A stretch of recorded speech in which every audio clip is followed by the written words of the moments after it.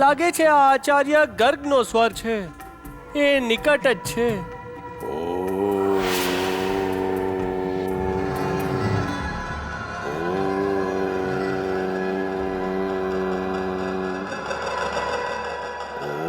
આચાર્ય ગર્ગ, છંદકના પ્રણામ સ્વીકાર કરો. હવે તો તમે એના પણ પાત્ર નથી રહ્યા કે હું તમને દીર્ઘ જીવનના આશીર્વાદ આપું. આ સંસાર તમારા વિના અધિક સુરક્ષિત રહેશે. છંદક, કેમ ભગવાનને તમે દુખી કરવા માંગો છો? હું સદા એ જ કાર્ય કરું છું જે ભગવાનને દુખી કરી દે. પરંતુ કેમ? ભગવાન સામે પ્રતિશોધ લેવો છે મારે. એમણે મને જીવન તો આપ્યું, પરંતુ નેત્ર ના આપ્યા. અનંત અંધકારમાં ધકેલી દીધો. એટલે હવે હું એ લોકોની સાથે છું જે ભગવાનની આ દુનિયામાં અંધકાર ફેલાવવા ઈચ્છે છે. હું કંસની સાથે છું. અંધારું ફેલાવીશ.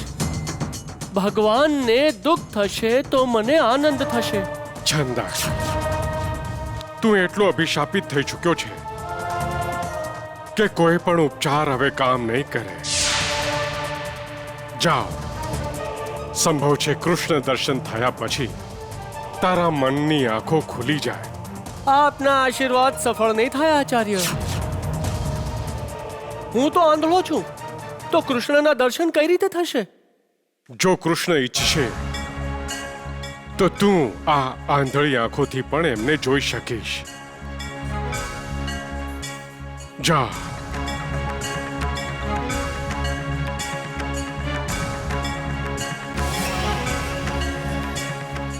સાવધાન છંદક, પોતાના કામમાં અસફળ નહીં થતો. સંસાર કહેશે કે કૃષ્ણને આંધળાએ માર્યો છે. મારા નામ પર પુરાણ લખવામાં આવશે. હું અમર થઈ જઈશ. માં, મારા મોઢેથી જે પણ અપશબ્દ નીકળ્યા એ માટે તમે મને ક્ષમા કરી દેજો અને મારા વૈવાહિક જીવન માટે કામના કરજો. એક વાત યાદ રાખજે દીકરી, જ્યાં સુધી તારા માતા પિતા જીવિત છે ત્યાં સુધી એમના ઘરમાં, એમના હૃદયમાં, એમના પ્રેમમાં તારો અધિકાર હંમેશા રહેશે. ભલે ગમે તેટલું હું તને ખરાબ બોલું, પણ તારું ખરાબ હું ક્યારે ન ઈચ્છી શકું દીકરી. ન ઈચ્છી શકું દીકરી. માં,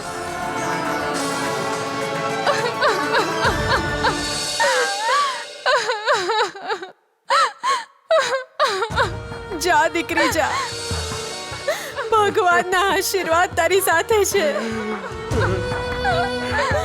ચાલ દીકરી.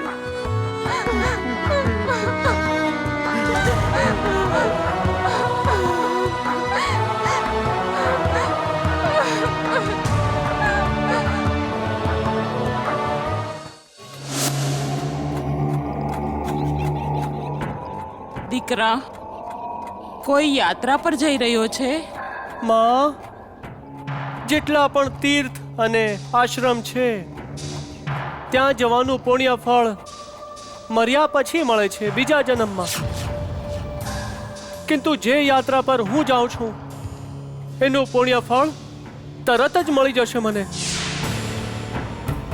હું જીવતે જીવત જ સ્વર્ગ પામીશ. માં, કાલે કંસને મળ્યો હતો ને? આજે યાત્રા પર નીકળી રહ્યો છે.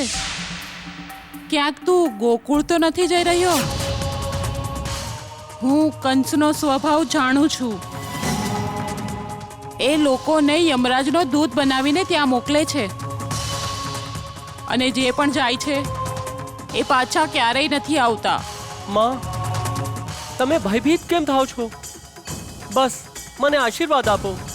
જો તું કંસના કામથી ગોકુળ જઈ રહ્યો છે તો એક માના આશીર્વાદ તારી રક્ષા નહીં કરી શકે.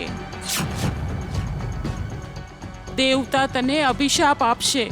કોણ ચિંતા કરે છે દેવતાઓની?